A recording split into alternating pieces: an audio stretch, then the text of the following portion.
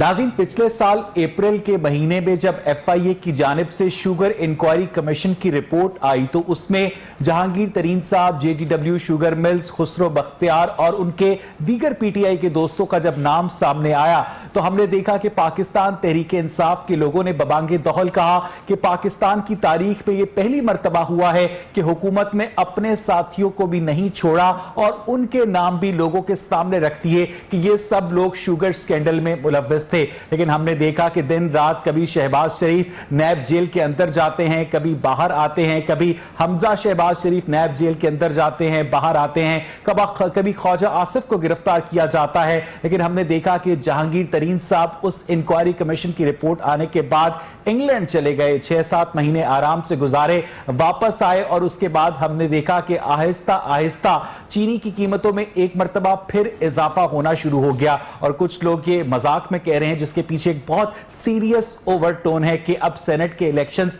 करीब आ रहे हैं, शायद एक मर्तबा फिर जहांगीर तरीन साहब की खिदमात की जरूरत पड़े। लेकिन अब सवाल यह पैदा होता है कि जो चीनी की कीमत 55 रुपए से 120 रुपए तक पहुंची तो हुकूमत ने इस बात का क्रेडिट लिया कि यह वापस 75 रुपए पर आई। लेकिन हमने देखा कि पिछले कुछ दिनों में यह वापस जंप करके 95 के ऊपर पहुंच गई है। यानी हम एक साल के अंदर इस जनवरी के महीने में हम देखते हैं कि जो चीनी की कीमत है वो 20 से 22% ज्यादा है। अब सवाल यह पैदा होता है कि अगर माफिया को ही मूरद इल्जाम ठहराना है तो फिर हुकूमत किस काम की? हुकूमत का क्या सिर्फ यह फर्ज है कि मजम्मत करे? लेकिन हुकूमत का फर्ज अगर रेगुलेशन नहीं है तो फिर हुकूमत को अपने कामों की जानिब तवज्जो देनी चाहिए। उसके अलावा लाहौर शहर में हम देखते हैं कि जगह जगह गंदगी के ढेर लगे हुए हैं। मियां शहबाज शरीफ के दौर में लाहौर शहर इतना साफ सुथरा होता था कि कराची से आने वाले मिसालें दिया करते थे और कहा करते थे कि एक शहबाज शरीफ हमें भी दे दिया जाए। लेकिन आज आप देखें कि शहर की बड़ी शाहराहों पे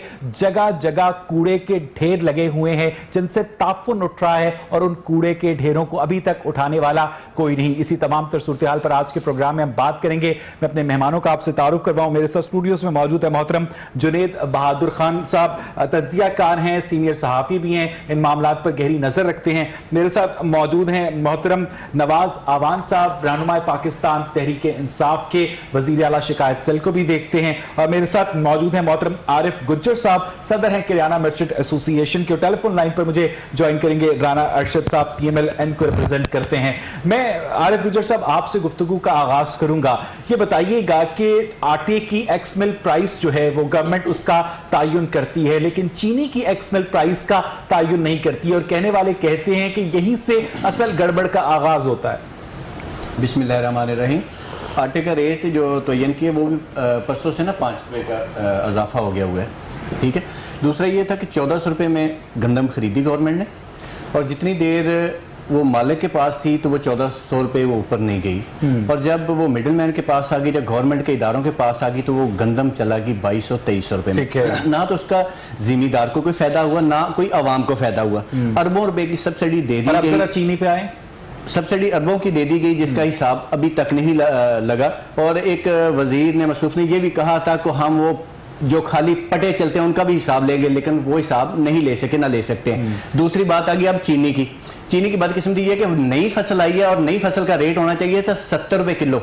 और वज़ीर आज़म साहब ने मुबारकबाद दी अपनी टीम को कि मेरी टीम ने 70 रुपए किलो चीनी ले आई। तो अगर वो एप्रिशिएट किया था तो मेरा ख्याल है कि जिसकी जज़ा होती है उसकी सजा भी होनी चाहिए। अब उस टीम को ये पूछना चाहिए था कि वो 70 रुपए चीनी कैसे लेके आए थे। आरिफ गुज्जर साहब, ये तो गन्ने का क्रशिंग सीजन है जिसमें चीनी सबसे सस्ती हुआ करती है। वैसे में यही है ना कि अगर 200 रुपए गन्ना है तो चीनी 70 रुपए किलो रिटेल में बिकनी चाहिए। अब 89 होलसेल मार्केट का रेट है और 95 से 100 रुपया रिटेल का रेट हो गया हुआ है। ये सीजन का हाल है।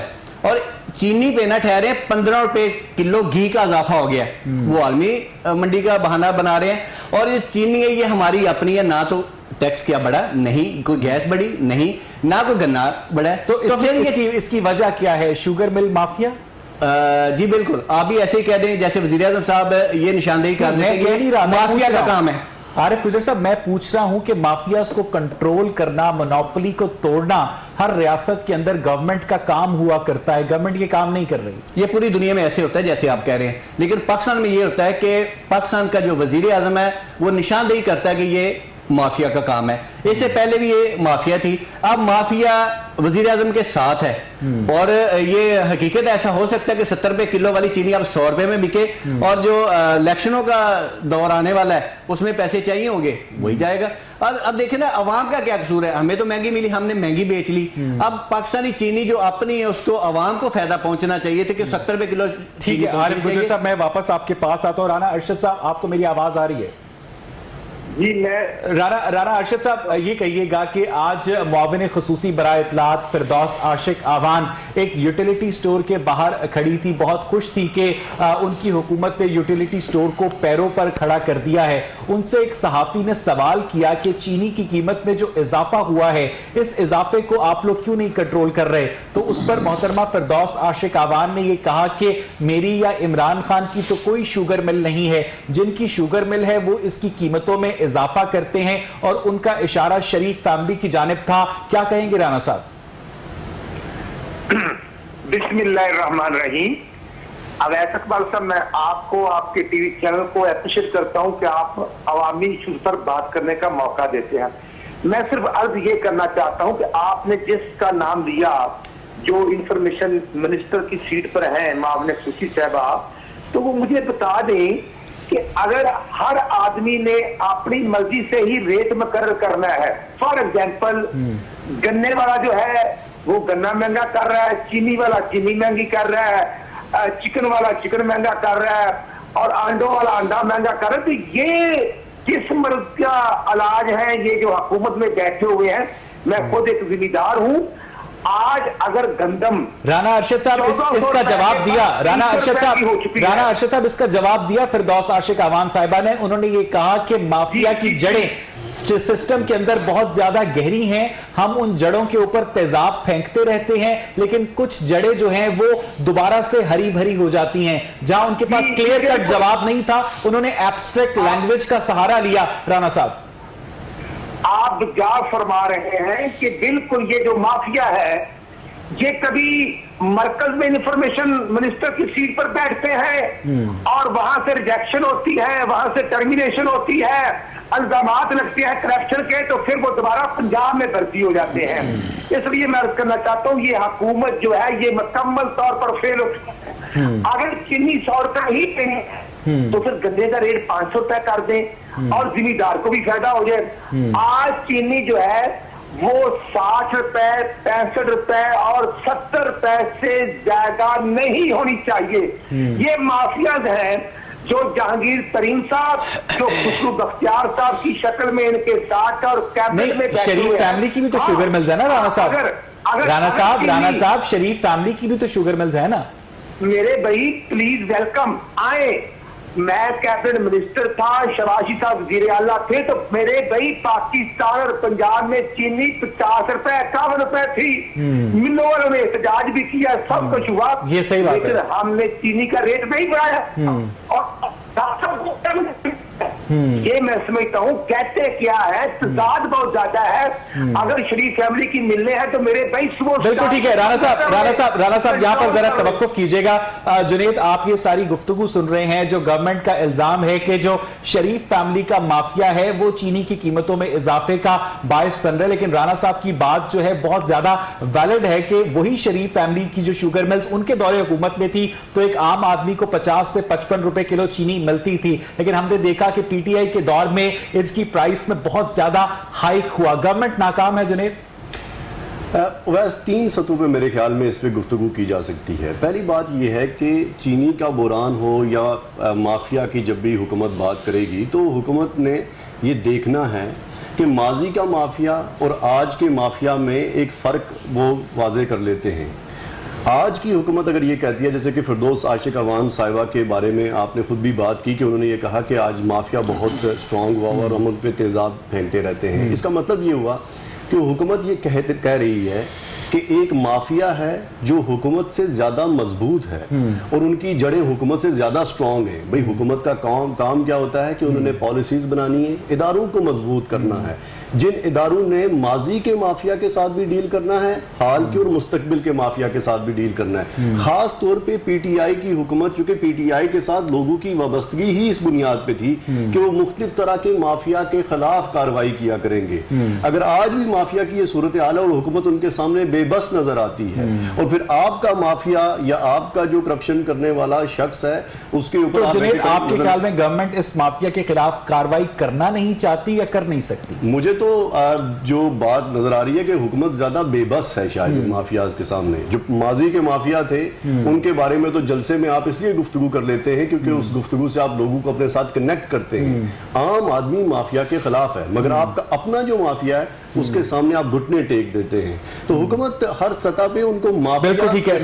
नवाज आवान साहब, जब चोर और लुटेरे थे तो एक आम आदमी को 7 रुपए का अंडा मिलता था, जब सादिक और अमीन आए हैं तो 22 रुपए का अंडा मिलता है। जब चोर और लुटेरे थे तो आम आदमी को 55 रुपए किलो चीनी मिलती थी। जब सादिक और अमीन आए हैं तो वो चीनी जो है इस वक्त 95 रुपए पर पहुंच चुकी है। आप लोगों की अपनी इंक्वायरी रिपोर्ट है, जहांगीर तरीन साहब JDW शुगर मिल्स जो है वो इस सारे स्कैम के अंदर मुलव्वस है। आप लोग अपने इदारे की रिपोर्ट पर कोई कार्रवाई नहीं कर रहे? नवाज आवान साहब जी, औज़ुबिल्लाहि मिनश शैतानिर रजीम, बिस्मिल्लाहिर्रहमानिर्रहीम। देखें, वैसे ये जो आप कह रहे हैं कि अपने ही अदारे पे या अपने ही बंदों के खिलाफ कार्रवाई नहीं कर रहे, तो ऐसी बात नहीं है। कार्रवाई हुई है, ठीक है। जो उनके खिलाफ जो उन्होंने किया है उसको मंजर आम पर लाया गया है, ठीक है। वो अदालत के अंदर केस है, उसमें जहांगीर तरीन साहब अकेले नहीं है। उनका नाम बार बार इसी वजह से लिया जाता है क्योंकि उनका तलक PTI से है, ठीक है। लेकिन PTI ने उनको किसी किस्म की कोई ऐसा नरम गोशा उनके लिए नहीं रखा कि PTI गवर्नमेंट ने उनको किसी तरीके से को फैसिलिटेट किया हो। ऐसा कुछ नहीं है। वो बाहर गए हैं, अदालत में उनका केस चल रहा है। अब वो वापस आए हैं तो अदालत में अपने केस को अदालत में अपने केस का सामना करेंगे।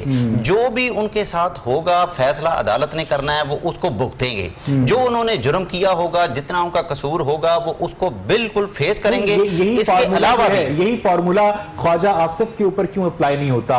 यही फार्मूला शाहिद खाकान अब्बासी के ऊपर अप्लाई क्यों नहीं होता? यही फार्मूला नून लीग के लोगों पर अप्लाई क्यों नहीं होता? ये सब पर यही फार्मूला अप्लाई हुआ है। उनको अगर अदालत ने उनकी जमानतें खारिज की हैं तो अदालत ने की हैं। जहांगीर तरीन की अगर जमानत अदालत ने खारिज नहीं की तो उसमें हमारा कसूर नहीं। ठीक है, ऊपर कार्रवाई क्यों नहीं? नैब इसलिए नहीं कर रही कि उनका केस अभी तक अदालत के अंदर चल रहा है। जैसे अदालत से फारिग होंगे तो अगर वो नैब का केस हुआ तो नैब जरूर करेगी। तो इसका मतलब यह है कि तब तक अवाम भूल जाए कि उन्हें सस्ती चीनी मिलेगी। चीनी की बात जहां पर आप करते हैं, देखें मेरी बात सुने। अभी कह रहे थे कि चीनी उस वक्त जब नवाज शरीफ की गवर्नमेंट थी तो उस वक्त चीनी 55 रुपए 50 रुपए केजी थी, और ये नहीं बता रहे कि उस वक्त गन्ने का क्या रेट था। गन्ना उस वक्त 40 रुपए मन के हिसाब से वो काश्तकार से लिया जाता था, ठीक है। जब PTI की गवर्नमेंट आई है तो पहले साल में हमने गन्ने का रेट किया है 140। अभी हम गन्ना जो काश्तकार से खरीद रहे हैं वो 200 रुपए से ऊपर खरीद रहे हैं। जब गन्ने का रेट बढ़ेगा तो चीनी का रेट भी बढ़ेगा, ये तो 100% कन्फर्म है। लेकिन अगर ये बात ठीक है कि गन्ने का रेट बढ़ेगा तो चीनी का रेट बढ़ेगा, तो आप लोगों की जो शुगर इंक्वायरी कमीशन है उसको इस बात का नहीं पता था कि गन्ने की कीमत बढ़ गई है? देखिए, मैं बताता हूं, वो जो तहकीकात कर रही हैं वो इसकी नहीं है, वो सब्सिडी ली गई थी उसके ऊपर है कि इन्होंने सब माफियाज हैं, इसमें कोई PTI का हो, नून लीग का हो, कोई भी हो, जिसने जो जुर्म किया है, जो ज्यादती की है इस मुल्क के साथ, उसको मंजर आम पर आना चाहिए। मैं इस हक में हूं और खान साहब का भी यही विजन है। मैं बताता हूं कि उस वक्त जिन्होंने जो सब्सिडी ली है वो सब्सिडी लेके वे अपनी जेबों में डाल ली है इन्होंने। बाहर तो इन्होंने चीनी भेजी नहीं है, वो सब्सिडी आपस में डिवाइड कर ली है, वो उसके ऊपर कमीशन है, वो इस बात पे तो है नहीं। इन्होंने फ्रॉड किया है गवर्नमेंट के साथ, और जिन लोगों ने फ्रॉड किया है उनकी तहकीकात जारी है। जैसे ही उनके खिलाफ जो भी फैसला होगा तहकीकात मुकम्मल हो चुकी हैं, और बजाय उसके कि तहकीकात के बाद चीनी की प्राइस नीचे आती, चीनी की प्राइस मजीद ऊपर चली गई। लोग तो दुआ करते हैं कि इमरान खान साहब किसी बात का नोटिस ना लें। जैसे देखें, ये चीनी की कीमत सिर्फ इमरान खान के दौर में ऊपर नहीं गई। आप देखें तो 2010 में चीनी की कीमत बहुत ऊपर चली गई थी, 2016 में चीनी की कीमत ऊपर गई, 2017 में भी चीनी की कीमत ऊपर गई है। ये चीनी की कीमत अगर ऊपर गई है तो उसको वापस लेके आए हैं, उस जगह पे लेके आए हैं जहां पे चीनी की कीमत होनी चाहिए। हम जहां पे कह रहे हैं कि अब चीनी ये आज से 5 साल पहले अगर 55 रुपए पर थी, 50 रुपए पर थी, तो उसी पे रहनी चाहिए, तो ऐसे पॉसिबल नहीं है। चीनी की कीमत ऊपर जाएगी और जितनी गई है। आप लोग सिर्फ चीनी की कीमत में इजाफा कर रहे हैं, अद्वियात की कीमतों में होशरुबा इजाफा हुआ, जिसके बाद आपने अपने वजीर सेहत को हटाया, आप लोगों ने गैस की कीमतों में इजाफा किया, बिजली की कीमतों में इजाफा किया, आप लोगों ने पेट्रोल की कीमतों में इजाफा किया और लोगों को कहा कि आप लोग शुक्र करें कि हमने पेट्रोल महंगा करके उसकी अवेलेबिलिटी को यकीनी बनाया और आपने सबमिट किया पेट्रोल माफिया के आगे। नवाज अवान साहब जी, ये आप जो कह रहे हैं, आपको ये भी पता है कि रुपया, जो हमारा रुपया, ये डी वैल्यू हुआ है और डॉलर की कीमत बढ़ी है। जब डॉलर की कीमत बढ़ती है तो इन चीजों की कीमत ऑटोमेटिकली ऊपर जानी थी और वो गई है।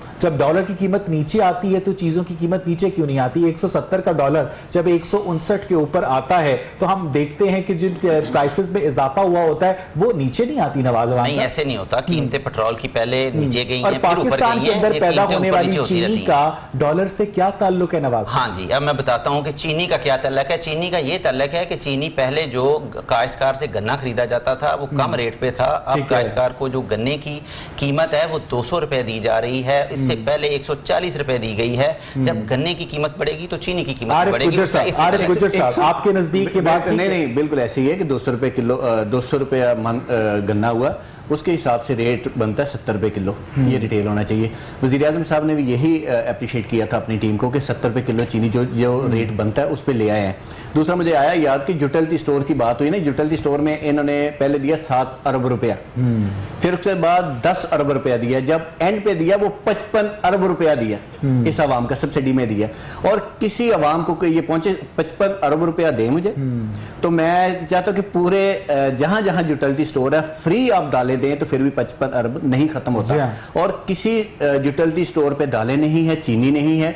अब चीनी इन्होंने मंगवाई बाहर से। इस मुल्क के साथ कितना जुल्म कि जब शॉर्टफॉल चल रहा था उस वक्त किसी को होश नहीं आया कि चीनी मंगवानी है। जब अपनी चीनी नहीं आ गई, इन्होंने बाहर से चीनी मंगवा ली।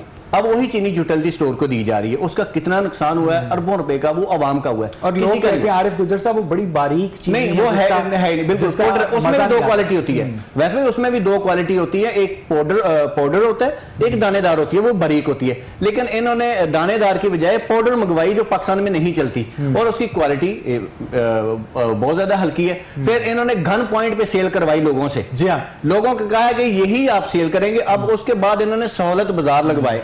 सहूलत बाजार के किसी को एक भी चीज को आपको घी का डब्बा तब तक नहीं मिलेगा जब तक आपकी चीनी नहीं खरीदेंगे। जी बिल्कुल ऐसे ही है। फिर वो उसकी चेयरमैन थी यास्मीन राशिद। यास्मीन राशिद से ये पूछें कि जितने वो टेंट लगे हुए हैं उनके रेंट देखें, किराए देखें, वो अरबों रुपए में बन जाने हैं। और अगर वही किराया बचा के मैंने इनको तजवीज़ दी थी कि मैं अपनी दुकानें देता हूं पूरे लाहौर में, 9 टाउन है, 9 टाउन में 2 से 3 दुकानें देता हूं, वो सारा अखराजात किराना एसोसिएशन उठाएगी।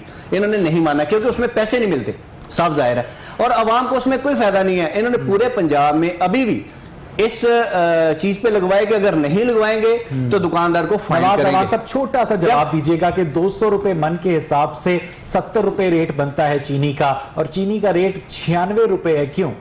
अच्छा, ये बात सुने। पहली बात तो 225 रुपए मन है अभी तक जो गन्ने का रेट है, 225 रुपए के हिसाब से मिल रहा है। लेकिन ये जो जितना दरमियान में जो फर्क आ रहा है ना, इसको भी अभी हमें ठीक करना पड़ेगा। उसके लिए थोड़ा वक्त लगेगा। जहां तक हम अगर उसको 70 या 75 रुपए पे ले आए, बजाय खराब हो रहे हैं। देखिए, ये खराब नहीं हो रहे, जो ठीक हो रहे हैं, बहुत सारे मामला ठीक भी हो रहे हैं। और इस माफिया को कंट्रोल करने के लिए, इनको अपनी असल जगह पे लाने के लिए थोड़ा वक्त दरकार होगा। इस साल मई के महीने तक जो आटे का थैला था 20 किलो का, वो 835 रुपए का, 830 रुपए का मिला करता था। मैं खुद लेकर आया हूं नवाज अवान साहब, और वही आटे का थैला जिसमें से एसेंशियल इंग्रेडिएंट्स निकाल लिए गए होते हैं, वो इस वक्त 1100-1200 तक को छू रहा है। ये देखें, आटे के थैले का रेट तो 860 है जो गवर्नमेंट का रेट है। ये जो आप कह रहे हैं, कौन करता है? अभी देखें नहीं, अभी आटा आपको पता नहीं किस जगह से मिल रहा है, 1200 रुपए का या 1100 रुपए का। फिलहाल आटा जो है वो 860 रुपए में 20 kg का थैला मिल रहा है। उसमें कोई नहीं है। अगर कहीं ऐसा कुछ हो रहा है तो उसकी मुझे इतला नहीं है। इतला नहीं है, और उन लोगों को कोई डर भी नहीं है कि हम 1200 रुपए का 20 किलो का आटा बेच रहे हैं। मेरे जो नोटिस में है वो तो 860 रुपए में आटा फिलहाल मिल रहा है। अच्छा, राना अरशद साहब, आपकी बात का जवाब दिया नवाज अवान साहब ने। उन्होंने ये कहा कि आपके दौर में गन्ने की कीमत कम थी जिसकी वजह से चीनी की कीमत कम थी। इन लोगों ने गन्ने की सपोर्ट प्राइस में इजाफा किया है, इसलिए चीनी की कीमत बढ़ी है। राना अरशद साहब, अवैध इकबाल साहब 180 रुपए थी गन्ने की कीमत मेरे भाई हमारे दौर में। अल्लाहु अकबर। और जब आगे पीछे होता था तो वो 200 से ज्यादा रेट भी हो जाता था, 240 तक भी चले जाता था, लेकिन हमारा रेट 180 रुपए था। और चीनी का रेट राणा साहब, ये नवाज साहब तो कह रहे हैं 40 रुपए था। 40 रुपए था। नहीं, मैं तो इनको पता होगा ना, मैं एक जिम्मेदार हूँ ना। एग्जैक्टली, मैंने खुद 180 रुपए ही सुना है। नहीं कर रहा हूँ। अगर 180 था तो गन्ने की फसल को काश्तकारों ने आग क्यों लगाई थी? वो किसके दौर में लगी थी? नून लीग के दौर में लगी थी। नवाज साहब कह रहे हैं कि अगर 180 रुपए था तो फिर गन्ने के काश्तकारों ने आग क्यों लगाई थी अपने गन्ने के खेतों को? वो किसकी गवर्नमेंट थी उस वक्त? आग इसलिए लगाई थी, ये आग कि उनको पैसे नहीं मिल रहे थे, क्योंकि ये फंडिंग देते थे। और जो चंद हफ्ते पहले ठोकर न्याज बेग पर इन्होंने ताजर जिम्मेदार को शहीद कर दिया है, ये नौबत तो कभी नहीं आई थी। ये डंडे भी मारते हैं और बोलने भी नहीं देते। और आज इनका शहर जो दूसरा शहर है इमरान खान साहब का, रहीम यार साहब, तो आज जिम्मेदार वहां पर गन्ने के लिए क्यों हड़ताल पर थे? इसलिए कि जो शुगर माफिया का सरगना है जहांगीर तरीन साहब, वो सस्ते दामों गवर्नमेंट के इंतजामिया के जरिए सेट करके गन्ना ले रहे थे। मैं आज की बात कर रहा हूं। तो मेरे भाई, अगर ये प्राइसेस को कंट्रोल नहीं कर सकते तो ये 50 के करीब सूबाई गुजरा, ये 70 के करीब वफाकी गुजरा, ये किस मर्ज का इलाज है?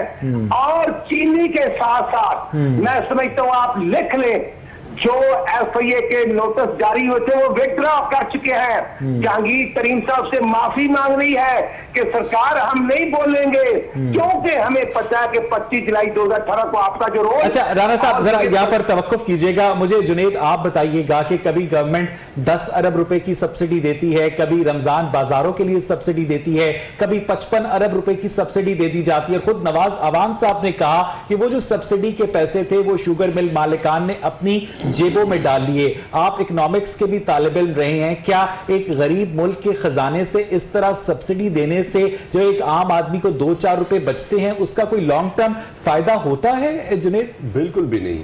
वैसे ये जो पूरी सूरत हाल है, जब इसका जायजा लेते हैं और ये सारी मालूमात जो हमारे सामने शेयर की गई है, इस मालूमात से तो एक चीज़ बिल्कुल वाज़े हो रही है कि इमरान खान साहब के वो जो वादे थे कि मैंने इस मुल्क के अंदर इदारों को कायम करना है, इंस्टीट्यूशनलाइज करना है इन चीज़ों को, जो कब्ज़ा माफिया, जो मिल शुगर माफिया, जितने भी माफियाज हैं, इन माफियाज को ख़त्म करेंगे, वो नाकाम रहा। आज भी देखिए खान साहब की भी कभी किसी भी जलसे से जो खताब करते हैं तो उसमें भी वो ये जिक्र करते हैं कि हमने लुटेरों को इस मुल्क से भगा दिया है, हमने उनको मार दिया या पीछे कर दिया, जेलों में डाल दिया, जो भी कर दिया उनको। मगर करना ये था कि इस मुल्क के किसान, इस मुल्क का जो जिम्मेदार है, उसको एतमाद दिलाना था हुकूमत की पॉलिसियों के ऊपर। उनको बताना था कि हमने इदारे बनाए जिन इदारों में एक मैकेनिज्म है जिसके तरीके से चीज़ों की प्राइस सेट हुआ करेगी। ये जो आपने एक तसव्वुराती दुनिया लोगों के सामने रखी थी, उस तसव्वुराती दुनिया के कोई 10% हिस्से को दुनिया के सामने यानी सब्सिडी देने का फायदा नहीं होता। कोई सब्सिडी देने का क्या फायदा होगा? आपने उनको इदारों के जरिए हेल्प आउट करना है अपने जिम्मेदार को, जिसके जरिए वो आपके सामने ज्यादा बेहतर तरीके से चीजों को। नाज़रीन, मुझे यहाँ पर एक ब्रेक लेनी है और जब हम ब्रेक से वापस आएंगे तो अपने पार्टिसिपेंट्स के साथ डिस्कशन का सिलसिला आगे बढ़ाएंगे। Stay with us.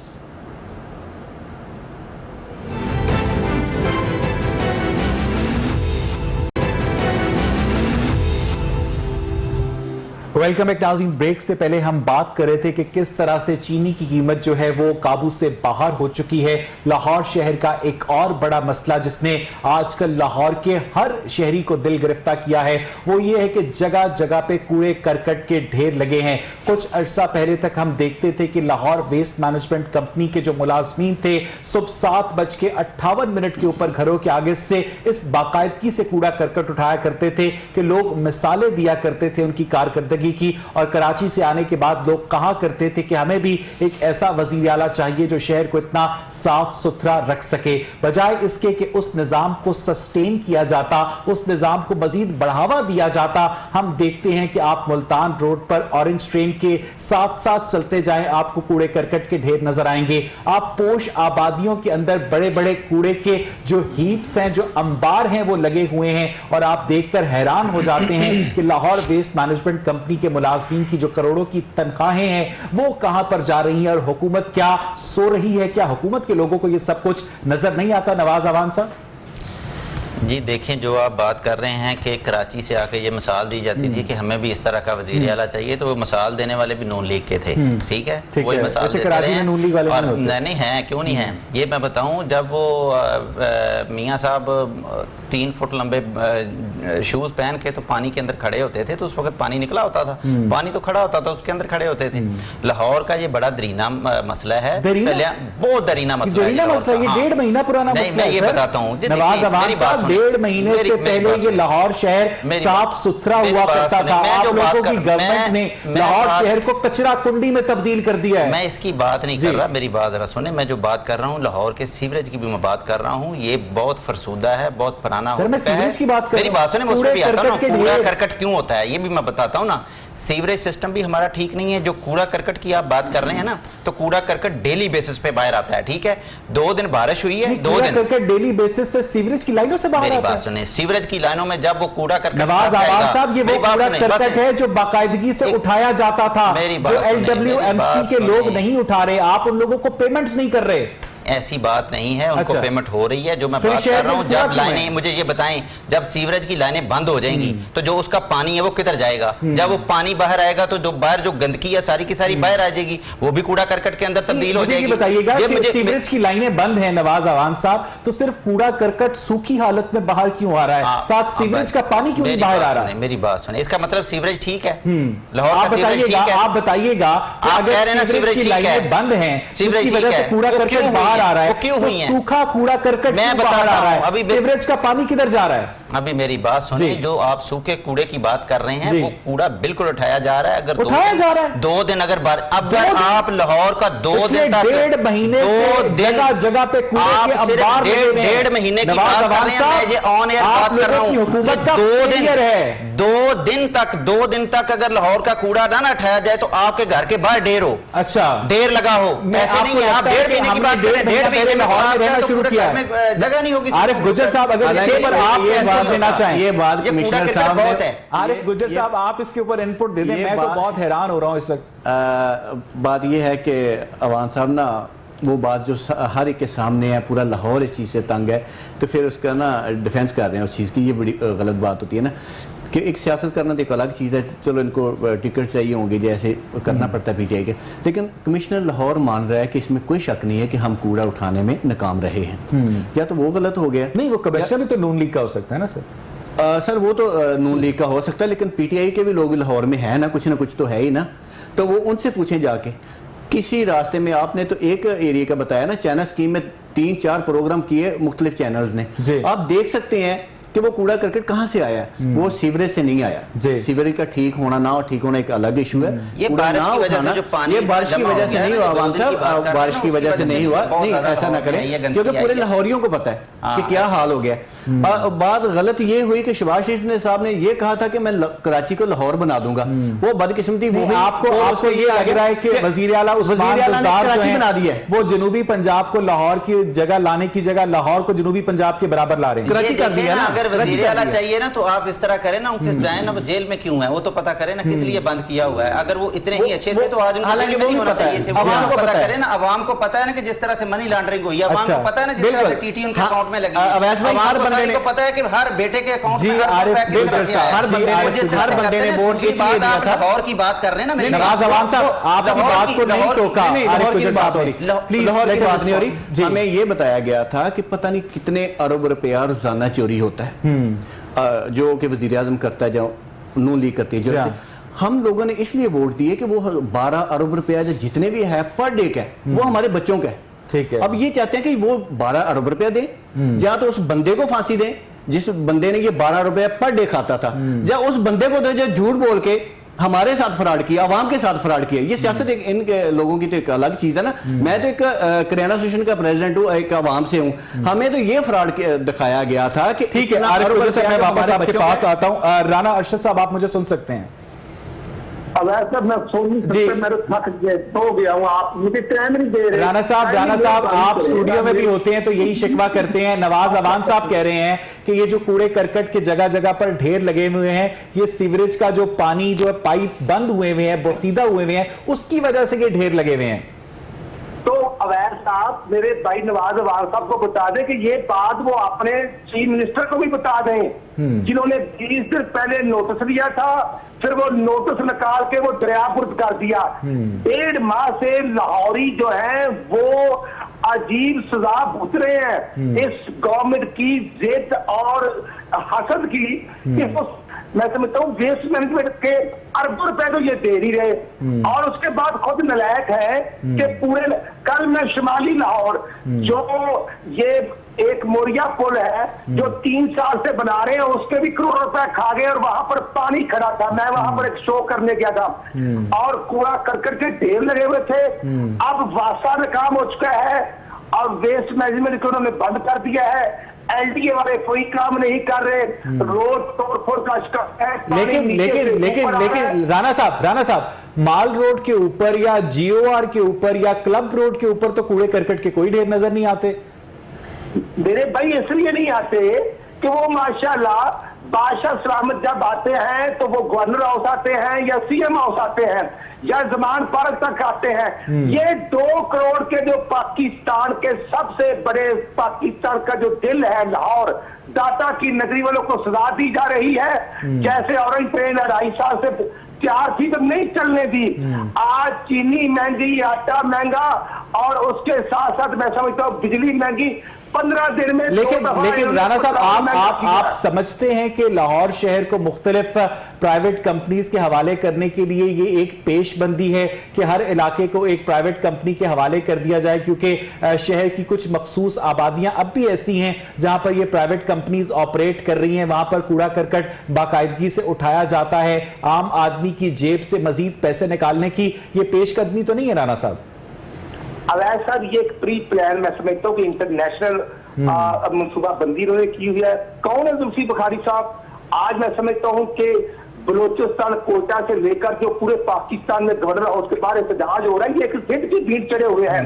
वो अल्लाह तबारक व तआला हजारा वालों को जो बरादरी है उनके जो 11 शहीद हो गए उनके दर्जात बुलंद फरमाए। देखना आज लाहौर का मार रोड भी बंद हुआ है, लेकिन इमरान खान साहब के पास वक्त नहीं है, अवाम के लिए वक्त नहीं है।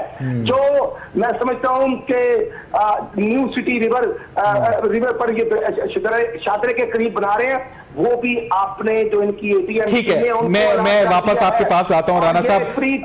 जुनेद आपने भी देखा होगा, जुनेद आपको काफी अरसा हो गया है लाहौर में कि लाहौर शहर बहुत साफ सुथरा हुआ करता था, इस तरह से कूड़े करकट के ढेर नजर नहीं आया करते थे। और हमने देखा कि जब लाहौर वेस्ट मैनेजमेंट कंपनी ने अल बराक के साथ अपना मुआहिदा रीन्यू नहीं किया तो अचानक से जो सीवरेज की लाइनें थी वो अचानक से इतनी बोसीदा हो गई कि उन्होंने खुश्क कूड़ा जो है उगलना शुरू कर दिया। जुनेद वैसे लाहौर शहर जो है वो पाकिस्तान के पास एक ऐसा खूबसूरत तोहफा है जिसको दुनिया के सामने प्रेजेंट किया जा सकता है।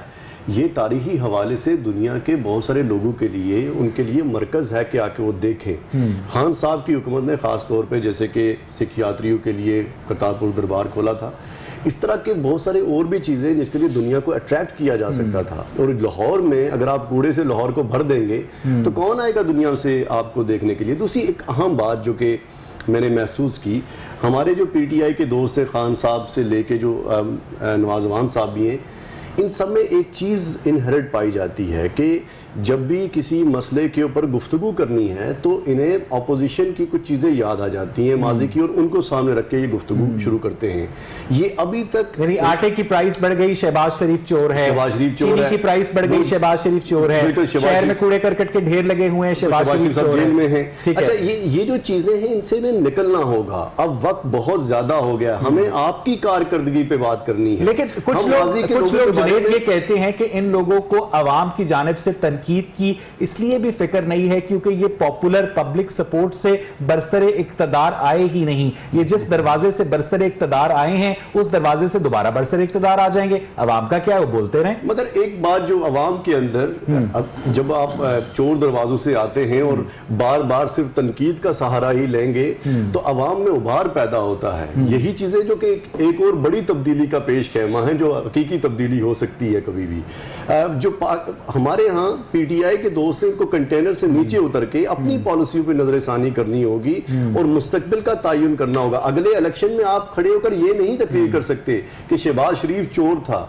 अगर पाकिस्तान के बहुत सारे लोगों ने ये बात मान भी ली तो उसको बहुत देर हो चुकी है। आपको खुद पॉलिसीज देनी होंगी और उनके ठीक है। नवाज अवान साहब, आप बताइएगा कि जीओआर में माल रोड के ऊपर और शहर के मखसूस इलाकों में हमें कूड़े करकट के ढेर नजर नहीं आते, वहां पर भी सीवरेज की वही पाइपलाइनें उतने ही अरसे से बिछी हुई हैं जितनी बाकी शहर में बिछी हुई हैं। ये अचानक से सीवरेज के जो पाइप्स हैं उन्होंने खुश कूड़ा करकट क्यों उगलना शुरू कर दिया है? ये देखें, आप वैसे इस बात को बड़ा सीरियस ले रहे हैं, खुश्क और तर को।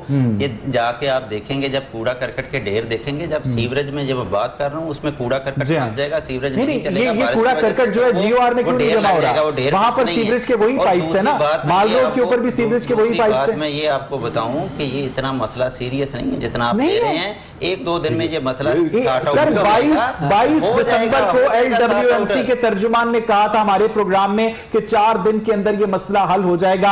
आज दोबारा से लाहौर की आबादी को भी सामने रखें, ठीक है? वो बहुत जैसे जैसे नवाज अवान साहब आपको इतना इशू नहीं है। नवाज अवान साहब आपको माशाल्लाह से एयर टाइम भी मिल रहा है। आपको वैसे खुद भी ख्याल नहीं आता कि आपको शहर के इतने लोग देख रहे हैं और आप कह रहे हैं कि इतना बड़ा सीरियस मसला नहीं है? आपको खुद भी ख्याल नहीं? तो मैं फिर आपको बात करूं ना कि अगर वो काम ना कर रहे हो, जो लाहौर वेस्ट मैनेजमेंट काम कर रहे हैं, कहां काम कर रहे हैं, नजर नहीं आ रहा। कूड़ा करकट 2 दिन बारिश की वजह से ये वो नहीं काम कर सकी, तो उसकी वजह से 2 दिन से ही कूड़े के ढेर लगे हुए हैं, जमा हो गया। अभी तो आपने कहा था 1.5 महीने से लगे हुए हैं, से खत्म हो जाएगा। अभी तो आपने कहा था 1.5 महीने से लगे हुए हैं। नहीं, जगह जगह पे कूड़े के ढेर लगे हुए हैं नवाज साहब, लगते हैं। कूड़ा करकट डेली रोड पे आता है, डेली वो उठाते हैं। नवाज अवान अगर आप देखेंगे तो ऐसे पहले नहीं लगते थे। आज वो आरिफ गुजर साहब लगते थे पहले, तो कैसे डेली उठाते हैं? आरिफ गुजर साहब पहले लगते थे, डेली उठा लिए जाते थे। ऐसे ही होता है। पूरा लाहौर साफ था। ये नहीं है कि कोई दुनिया नहीं बदल गई, सारा कुछ है कंपनी के साथ। वो जितना लाहौर साफ था पहले वो सबको पता है, और अब भी अल्लाह के फजल से पूरी कोशिश हो रही है। कोई किसी की बदनवानी नहीं है। किसी ने ये जो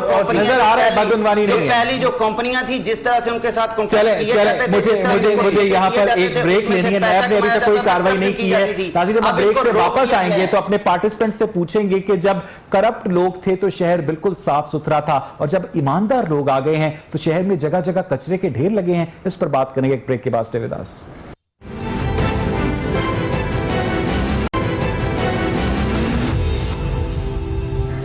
वेलकम बैक नाज़रीन। ब्रेक से पहले हम बात कर रहे थे लाहौर शहर में सफाई सुथराई की सूरत हाल के ऊपर। राना अरशद साहब, आपको मेरी आवाज आ रही है?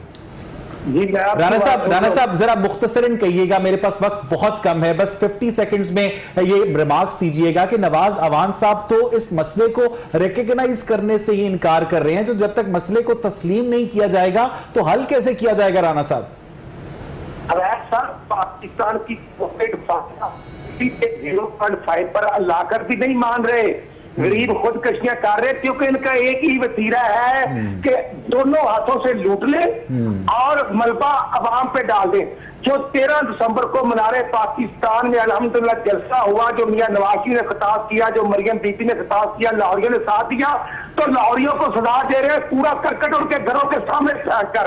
यही मैं अर्ज करना चाहता हूँ कि आज ये गवर्नमेंट नाकाम हो चुकी है, वासा नाकाम हो चुका है, LDA नाकाम हो चुका है, और कहां पे है चीफ मिनिस्टर, कहां पे है इनकी गवर्नमेंट?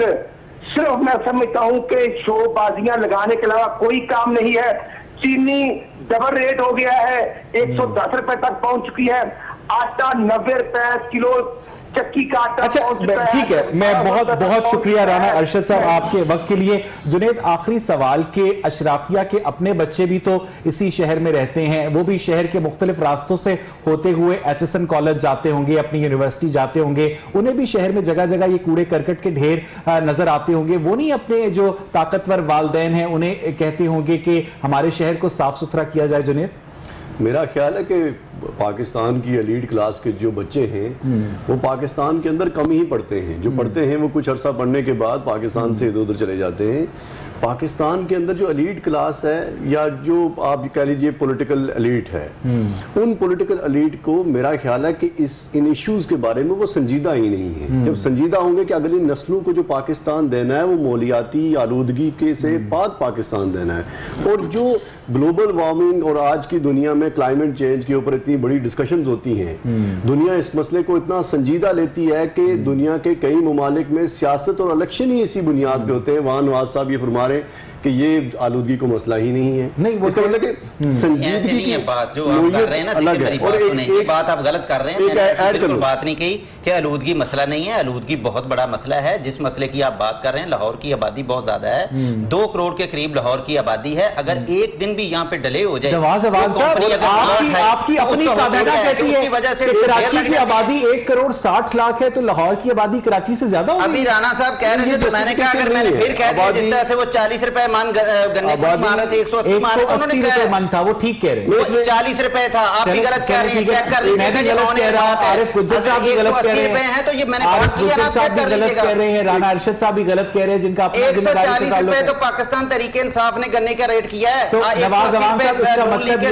इसका मतलब ये है कि अभी हम साफ शहर को भूल जाएं। बहुत बहुत शुक्रिया। मेरे प्रोग्राम का वक्त खत्म हो गया। नवाज अवान साहब आपका भी, आरिफ गुज्जर, जुनेद बहादुर खान आपका स्पेशली बेहद शुक्रिया। राना अरशद साहब भी हमारे साथ मौजूद थे। नाज़रीन, कहते हैं कि जब प्रॉब्लम को रिकॉग्नाइज कर लिया जाए तो प्रॉब्लम का हल शुरू हो जाता है, लेकिन हम देख रहे हैं कि अभी तक प्रॉब्लम को रिकॉग्नाइज नहीं किया गया है और शहर में आपको जगह जगह जो कूड़े करकट के ढेर नजर आ रहे हैं वो असल में वहां पर नहीं है। प्रोग्राम देखने के लिए शुक्रिया।